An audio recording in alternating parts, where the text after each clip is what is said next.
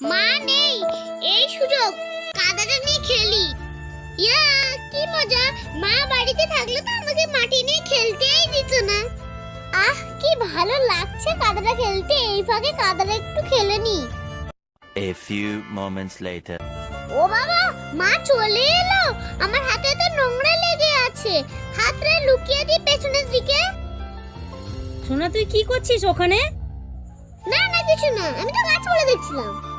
কিছু করছিস না? ও ও বাবা, মা এদিকে আসছে, হাতটা লুকাই।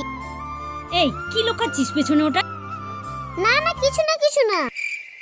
কিছু লুকাচ্ছিস না? দাঁড়া দেখি, কই হাতটা দেখি। মা আমি কাদা কাটছিলাম, তুমি বকবে বলে আমি হাতটা লুকিয়ে দিয়েছি। সরি মা, তুমি বকবে না প্লিজ প্লিজ।